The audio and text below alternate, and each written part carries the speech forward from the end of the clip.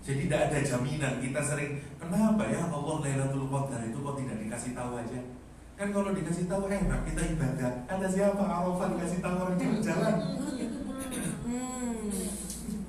Kalau tidak percaya nanti lihat orang jalan-jalan beli Indomie sama telur di Arafah. Masya Allah. Orang Madura yang jual-jual banyak sekarang.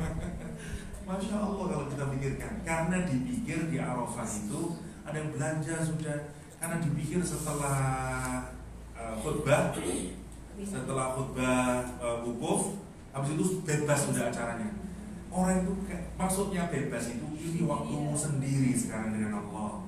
Ungkapin semua kebutuhanmu, kelemahanmu. Maksudnya itu temukan dirimu sampai kamu menemukan dirimu. Ya Allah, malu saya salah, ya Allah. Pulang itu bawa ini, itu maksudnya. Bawa kesadaran saya tahu musuh saya sekarang, ya Allah, itu maksudnya. Kelemahan saya maafin saya. Nangislah terus sampai capek. Kalaupun capek mending tidur. Ya. Jadi jangan kemana-mana. Sayang karena waktu itu Allah membanggakan kepada seluruh malaikat. Karena umatnya datang dari seluruh penjuru, hambanya datang dari seluruh penjuru, bukan hamba, ya hambanya datang dari seluruh, saya dulu budak dari hambanya datang ke seluruh penjuru, ya, dengan pakaian yang kotor, dengan karena dia tidak soleh, ria, tapi Allah membanggakan. Dan Allah ampuni semua yang ada orang yang wukuf di Arafah. Jadi sayang kalau waktu itu kita sia-siakan. Nah, dan itu harus bersifat individual. Kenapa? Karena itu yang genuine. Kalau rame-rame belum genuine. Rame-rame waktu wukuf nangis semuanya karena dipimpin. Ingat tuh nangis, habis wukuf ketawa lagi. Ya. Jadi bangunlah hubungan yang genuine dengan Allah saat wukuf. Kalau mau nyari Ustaz, boleh tidak saya nyari Ustaz tempat yang paling terbaik untuk wukuf? Silahkan, misalnya karena tidak semua kualitasnya sama khutbah wukuf itu. Ada yang powerful, bagus, menarik, membuat kita menangis, menyadari kesalahan. Nah, saya tidak tahu kalau ikut masing-masing itu ya rezeki-rezekian kita ya. Karena biasanya satu tenda, ada satu tempat wukuf, ada satu khutbah dan segala macamnya begitu. Nah, kalau pas yang memberi khutbah itu bagus, itu juga bagus. Itu memudahkan kita untuk melakukan penyadaran diri. Jadi begitu selesai kita makin mudah untuk bersyukur. Tidak berarti tidak boleh misalnya orang makan, membeli makanan boleh. Cuman maksud saya dipersingkatlah sayang waktu itu. Kalau bisa bawalah makanan yang memang kalau kita capek, karena bisa sampai asar, nangis, capek baca Quran, doa lagi sama Allah, itu aja mestinya yang dilakukan. Karena ini momentum. Hatta orang sakit kalau waktu wukuf dibawa ke Arafah. Karena kalau tidak wukuf, tidak sah hajinya. Ya, karena itu sangat disayangkan kalau orang menyia-nyiakan Arafah. Oke, iya silakan. Andai kata kita tidak ada peluang pergi ke sana, waktu yang sama kita memohon pada Allah. Di waktu yang sama kita dianjurkan untuk puasa. Bagi orang yang tidak haji, kita puasa. Nanti kita puasa. Ini puasa, salah satu puasa terbaiknya setelah puasa wajib adalah puasa Arafah. Sunnahnya kalau mau sebelum Arafah juga, tanggal 8-nya. Tanggal 8, 9 kita puasa. Tanggal 10 kita masih puasa, pulang dari sholat baru kita berbuka. Ya. Pulang dari sholat Id. Sholat Id. Karena itu kita disuruh mensegerakan potong itu biar cepat-cepat ya, dan segala macamnya. Bagi yang kurban, terutama bagi yang laki-laki, kalau yang berani nyembelih sendiri, pahala yang paling tinggi ya. Saya banyak menyembelih lembu, kambing, ini sudah berlumuran darah. Dulu pertama nyembelih sapi, lembu takut kan. Tapi di Manila nggak ada orang yang berani nyembelih. Tak tahu Ustaz, tak tahu doanya. Saya pertama kali nyembelih lembu takut ya. Tapi terpaksa karena tidak ada orang lagi. Sekarang berani udah. Oke. Jadi fokusnya kalau di Arafah dapat makrifat. Nah, lihat sekarang, karena kita ini sudah dapat ma'rifah, kemudian kita bergerak ke Musdalifah. Musdalifah dari kata zalafa itu tergelincir artinya. Tergelincir. Orang berjalan mudah tergelincir. Nah, di sini ngapain kita Musdalifah, tempat tergelincir? Maksudnya disadari kita apa ya yang sering kita ini masih sering kalah lagi dengan setan itu dan segala macamnya. Itu yang munculnya di sini. Ngapain kita di sini? Kita sekarang dalam perjalanan mengalahkan musuh kita. Ya, karena di Arafah kita sudah berpengetahuan nih siapa musuh kita, siapa sebenarnya yang harus kita bela. Nah, di Musdalifah kita baru ambil batu itu. Dan disunahkan kan, dan bagusnya kapan? Malam-malam tentu saja. Kenapa? Karena kita kalau mau melawan musuh, jangan musuhnya tahu weapon kita. Malam-malam berapanya dan segala macamnya, persiapkan musuh itu pas ini berapanya dan segala macamnya. Boleh ngambil batu dari Musdalifah, tapi tidak dari luar Musdalifah, tapi tidak dapat keutamaannya. Ya. Ada yang sudah bawa banyak batunya. Ya. Ya. Nah, sekali lagi bahwa haji itu lebih bersifat fisik dan bersifat kesadaran. Dan memang susah menyadari perbuatan-perbuatan itu, apalagi fisik banyak orang, tapi harus direnungkan, gitu, harus direnungkan. Di Musdalifah kita mengambil karena kita sekarang makin kuat, sudah ngambil batunya untuk menyadari, tahu sekarang musuh saya siapa, ini siapa. Nah, kalau kita ini sudah punya pengetahuan, mempersiapkan diri untuk membentengi diri kalau ada musuh yang siap mendatangi kita, maka kita kalau kita sudah menyiapkan itu, kita akan mendapatkan anugerah dari Allah SWT. Nah, karena itu kita berangkat ke Mina atau Muna. Muna itu anugerah. Bisa baca Mina, bisa baca Muna. Ya. Jadi anugerah, blessing, rahmat dari Allah, semuanya itu adalah Muna. Ya, dianugerahi oleh Allah SWT. Nah, jadi orang itu baru dapat Muna kapan? Kalau dia memulai dari Arafah. Sadari dulu siapa saya, siapa Allah, untuk apa hidup, mau kemana saya hidup, apa sebenarnya yang menghalangi saya untuk bisa mencintai Allah, siapa musuh saya. Sekarang udah clear semuanya, berarti kita punya ma'rifah. Kalau sudah clear, kita tahu musuh saya adalah ini, ego saya, musuh saya, setan ini musuh saya misalnya. Kita mempersiapkan diri, kita harus siap itu caranya untuk melawannya. Karena itu kita ambil batu. Kenapa? Karena dalam perjalanan untuk meraih yang namanya Mina, setan tidak berhenti. Dia akan menghalangi kita dalam perjalanan. Lemparlah dia dengan batu yang sudah kita persiapkan. Nah, waktu melempar itu, rasakan waktu melempar itu seperti kita membuang semua kejelekan diri. Nah, tapi memang subhanallah ya, orang waktu jamaah itu bisa emosi. Karena itu, kenapa sih ada orang yang membuang payungnya, sandalnya? Karena memang bisa emosi perasaannya, bisa emosi orang. Tapi bukan itu maksudnya. Dia salah, bukan berarti membuang payung lebih soleh, nanti enggak. Tapi kata misalnya Imam Nawawi juga menganjurkan, waktu kita membuang itu, yakini itu kita membuang. Misalnya saya ini pemarah yang membuat saya selalu kalah terus dan ikut setan, ada sifat marah saya, Allah. Dan kapan? Masing-masing orang beda-beda nanti, karena ini prosesnya di Arafahnya tadi. Kita tahu kelemahannya, saya ini marah saya itu loh Ustaz, yang sering saya membuat ini. Saya kalau sudah marah, anak saya, nah itu marah berarti penyakitnya dia. Semua orang nanti beda-beda. Nah, waktu di Mina, sadarilah itu. Saya buang amarah saya, Allah Bismillah, Allahu Akbar, buang enggak. Nah, kata para ulama, kalau kita sungguh-sungguh meresapi itu bersamaan dengan lemparan hilang. Jadi kejelekan diri kita itu maunya kita dilempar lagi. Tapi kalau sudah bersih, jangan berarti kemudian sudah selesai, enggak. Setan masih menghadap kita dari berikutnya. Maksudnya hidup ini, meskipun kita sudah punya knowledge, kita sudah punya tameng untuk membentengi diri, jangan merasa aman sebelum kita meninggal dunia dalam keadaan husnul khotimah. Karena terus setan itu menggoda kita.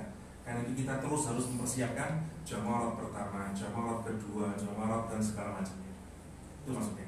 Haji itu sebenarnya itu aja intinya.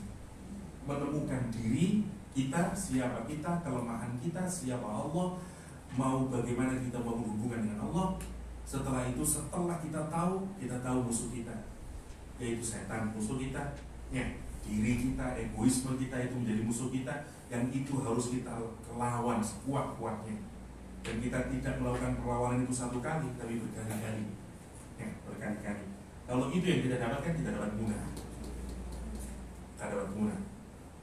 Nah, menariknya, kalau di dalam agama selain Islam, kalau kita mau bangun kesadaran, orang justru diam, tidak melakukan gerakan.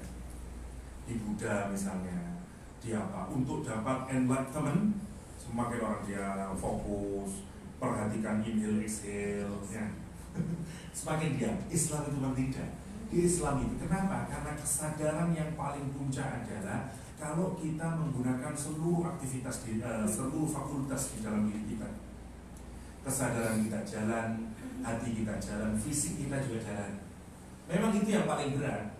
Kalau kita mau cuma sadar dengan diam itu mudah, tapi dia lemah sebenarnya kesadarannya. Tapi kalau kita sambil melakukan aktivitas itu, karena kehidupan itu nanti jadi bedanya begini. Kalau kita ini misalnya saya tanya, mudah mana khusyuk diam dengan khusyuk di dalam sholat? Diam, waktu zikir kita diam, Allah la ilaha illallah astagfirullahaladzim, mudah. Tapi sama Allah Akbar subhanallah susah. Satu, apalagi kalau kita sholat jamaah, tambah susah lagi. Lagi susah. Oh, susah lagi. Yang sini di Indonesia lucu, di Indonesia itu. Jadi ada aktivis Islam awal-awal karena diperingatin kalau sholat kakinya harus nempel dan kaki yang satunya lagi. Satunya tidak mau di kaki. Allah. Ya, itu benar. Jadi sekali lagi bahwa haji sebenarnya mudah. Jadi nggak ada alasan kalau haji berat, banyak hafalan yang nggak ada hafalan haji itu. Cuma satu Rabbana Atina itu aja yang dihafalin, apa yang susah. Jadi mana yang lebih dipersiapkan sebenarnya kalau haji adalah kesadaran kita sungguh kembali kepada Allah. Kalau mau menghafalkan doa silahkan, tapi dia nggak wajib, nggak hafal juga nggak apa-apa. Ya. Jadi sebenarnya mudah saja haji itu. Kadang-kadang travel agent yang bikin rumit. Oh ya, waduh rumit lagi. Pandai ke kepala kapalnya, putaran satu, putaran dua. Objektifnya tuh, Iya. Itu nanti bahas. Sekarang saya tanya, orang itu manusia itu, ya, ada buruknya, ada baiknya. Ya. Kalau buruk, sekarang dia tahu keburukan saya itu ada 1, 2, 3, 4, 5, 6, 7. Ya. Di Arafah dia tahu. Dia mau melawan ini, nanti digugurkan ini di Mina. Gugur. Kalau jeleknya ini sudah habis, tinggal apa? Tinggal baiknya saja orang itu. Orang yang baik itu dalam bahasa Arab birrun. Nah, karena itu haji yang baik, kalau dia sudah habis kejelekannya namanya mabrur. Karena dia sudah tidak ada sekarang kejelekannya. Kalau orang sudah mabrur karena jeleknya tidak dapat, mesti dunia dia bahagia, apalagi di akhirat dia pasti akan bahagia sesuai dengan apa yang kemarin kita bahas. Haji tujuannya untuk dapat bahagia dunia, bahagia akhirat. Kapan orang bahagia dunia? Kalau kejelekan yang ada pada dirinya di dunia dia sudah ada. Dia bahagia hidupnya di dunia, bahagia hidupnya di akhirat. Karena itu disebut dengan haji mabrur. Macam kita ucapkan haji mabrur tu. Maunya begitu. Tapi Pak Haji mabrur, habis itu marah. Mabrur. Jadi kalau mabrur makin bersumber, apanya yang subur? Kebaikannya. Makin baik orangnya. Nah, ini prosesi haji secara singkat. Kalau prosesi umrohnya secara singkatnya, atau prosesi yang juga include di dalam haji, sekarang yang ada di Masjidil Haram. Ini singkat saja sebelum kita ke Ma'arij. Di start dari apa? Kalau tawaf, ya, dari tawaf. Habis tawaf kita ngapain? Kita sa'i, ya. Habis itu Habis tadi ngapain? Tahallul, udah selesai. Oke. Ka'bah, misalnya ya, kita muter ini mengelilingi Ka'bah. Diawali dari Hajar Aswad. Hajar Aswad itu menurut hadis ya, dia itu memiliki mata kayak CCTV. Nah, dia itu merekam semua orang yang menyentuhnya, menyiumnya, melambaikan tangan kepadanya. Dan itu direkam, nanti dia bersaksi di akhirat. Orang ini dulu yang karena itu pilihannya kita yang pertama kalau bisa mencium, ya. Kalau tidak bisa mencium, menyentuh. Kalau tidak bisa menyentuh dari jauh kita melambaikan tangan. Bismillahirrahmanirrahim kalau jalan. Dan itu seperti ikrar baru kita kepada Allah SWT. Seakan-akan ini titik senternya, simbolnya, ini simbol semua di haji itu simbol semuanya. Karena itu disebut dengan sya'airillah, ya, disebut dengan inna safa wal marwata min sya'airillah. Sya'airillah.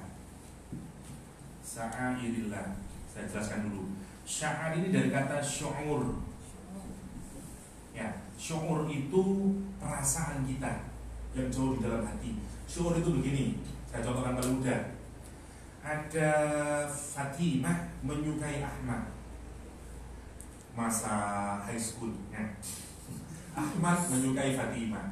Terus kemudian pakciknya, gurunya, kemudian cikgunya bilang kemudian, Ahmad nanti satu kelompok dengan Fatimah. Wah, gimana hatinya Ahmad? Gitu dia ya. Nah, namanya syu'ur. Jadi apa, ada mak, kalau orang Jawa itu mak jelek dalam hati. Aduh, ada perasaannya. Itu namanya syu'ur. Dan mengingatkan nanti begitu dia makin sama Fatimah, nanti ada bukunya Fatimah, dia tahu semuanya. Nah, sesuatu yang mengingatkan kita kepada orang yang kita cintai dan kemudian masuk dalam hati melihatnya, namanya syu'ur. Okay? Nah, Allah Subhanahu wa ta'ala di dunia ini punya banyak syair, punya banyak syiar. Dari kata itu muncul kata syiar. Syiar jamaknya sa'air, ya. Syiar itu maksudnya kalau ada syiar berarti harus ingat ke siapa? Allah mestinya. Ada orang syiar agama Islam tapi tidak ingat sama Allah, ingat sama orang yang enggak. Misalnya ya, syair itu maksudnya kalau kita ke Sofa atau ke Marwah kita ingat Allah. Karena itu orang soleh bisa menjadi syiarnya Allah. Kalau kita bertemu dengan orang yang soleh, yang baik ya, kita bertemu dengan orang itu tapi yang kita ingat, kalau saya setiap ketemu Anda, saya jadi ingat Allah. Ada orang nanti yang orang soleh itu definisinya menurut Rasulullah salah satunya adalah kalau engkau bertemu dengan dia, engkau ingat Allah. Jadi kalau kita mengukur saya soleh atau enggak ya, orang itu kalau bertemu kita ingat apanya dari diri kita. Jadi kalau misalnya kalau ketemu dia, saya kalau ketemu Anda ingat night club saya. Saya kalau misalnya begitu, nanti Anda begitu itu kalau ingat, saya ingat sama yang ingat. Misalnya saya kalau ingat KH ingat ada double center, saya ingat sangat akademi of Umar. Yang diingat adalah Quran, kan soleh. Gitu. Nanti penilaian Allah itu juga tergantung atas penilaian manusia. Karena itu masing-masing orang yang sudah meninggal dunia, coba renungkan, saya mengingat dari tentang dia itu tentang apa ya, macam-macam, tentang solehnya dia, tentang ke masjidnya dia, ada. Saya masih ingat Pak Rahmat ya, yang rajin ke masjid dulu itu loh. Nah, berarti dia baik. Jadi itu salah satu indikasinya. Namanya syiar. Nah, Allah itu punya banyak syiar. Ka'bah syiar, sofa syiar, masjid syiar, semuanya syiarnya Allah SWT. Okay. Nah, ini juga syiar, Ka'bah ini juga syiarnya Allah. Tapi dia simbol seakan-akan dia rumah Allah Subhanahu wa ta'ala. Maksudnya Allah tidak butuh rumah ya. Sekali lagi ini kita ini dari seluruh penjuru seakan-akan menjauh dari Allah karena maksiat yang kita lakukan. Dan begitu kita datang ke Ka'bah, kita ini seakan-akan seperti memperbarui keberislaman kita, syahadah kita. Karena kita merasa ya Allah saya terlalu jauh dari. Sekarang kita merenew our relationship dengan Allah. Karena dulu saya tidak pernah udah jauh dari Allah dan segala macam. Sekarang ada proses renewal, ya, relationship. Tanda renewalnya itu adalah dengan menyentuhkan, melambaikan atau mencium hajar aswad. Habis itu baru diikuti dengan kalau kita sudah membangun hubungan baru, relationship dengan Allah, kemudian kita buktikan itu dengan cara menempatkan Allah sebagai center dalam hidup dan muter ini sebagai simbol kehidupan kita. Kita akan bergerak kemanapun saya bergerak, engkau yang menjadi center ya Allah. Saya tidak mau lagi menjadi center yang lain. Uang jadi center saya, prestis menjadi center saya, tidak lagi. Yang sekarang jadi center adalah engkau ya Allah. Karena itu diulang sampai 7 kali. Dalam bahasa Arab 7 itu angka yang paling terbanyak untuk menunjukkan mulai saat ini saya sudah berubah relationship saya denganmu ya Allah. Kalau dulu engkau tidak pernah menjadi center dalam kehidupan saya, sekarang you are the center. Udah saya sekarang, nah itu maksudnya. Itu di tawaf itu begitu. Makanya harus dirasakan itu perasaan bahwa sekarang saya berubah menjadikan Allah sebagai center. Nah doa-doa yang ada di sini ini membantu kita untuk konsentrasi ke sana. Ya, itu yang bagus, ya. Jadi, tetapi sekali lagi, apakah semua orang tawaf melakukan begitu? Enggak juga. Karena memang susah, karena kita banyak orang melakukan tindakannya macam-macam. Ada orang yang tawaf seperti jalan aja, seperti jogging, dan itu nangis kalau kita mikir. Tapi sekali lagi jangan mencaci, menilai orang lain di sana. Sibuk ada urusan diri sendiri. Tapi kalau kita mau jujur, orang yang tawaf macam-macam sekarang. Ada yang ngobrol, ada yang nonton clock tower terus, tapi jalan gitu. Masya Allah, jauh-jauh dari Malaysia datang ke sana dan dia melakukan ibadah itu banyak yang begitu itu, banyak itu maksudnya. Jadi sungguhilah itu untuk benar-benar melakukan tawaf, ya. Karena sebenarnya tawaf itu ngikutin siapa? Ngikutin malaikat. Karena di atas sana di arasnya Allah ya ada namanya Baitul Ma'mur, ada namanya Baitul Ma'mur yang di sini Baitul Izzah. Itu tempatnya malaikat melakukan tawaf, ya, pekerjaan tawaf. Nah, setelah dari tawaf, apa yang kita lakukan setelah dari tawaf? Ya, setelah kita memutar menjadikan Allah menjadi center, baru setelah itu kita mundur sebentar, terus minum zam-zam. Minum zam-zam, satu-satunya inilah yang menjadi dasar kebolehan sebenarnya. Tidak sampai pada tingkat haram orang kalau minum berdiri, ya. Meskipun tetap sunnah muakkadahnya orang itu kalau minum atau kalau makan semua sepakat ulama, ya, tidak boleh berdiri. Dan kalau minum terjadi perbedaan. Ada membolehkan berdiri. Kenapa? Karena minum hajar aswad atau minum minum zam-zam, minum hajar aswad, minum air zam-zam boleh berdiri. Nabi juga berdiri minum zam-zam boleh, ya.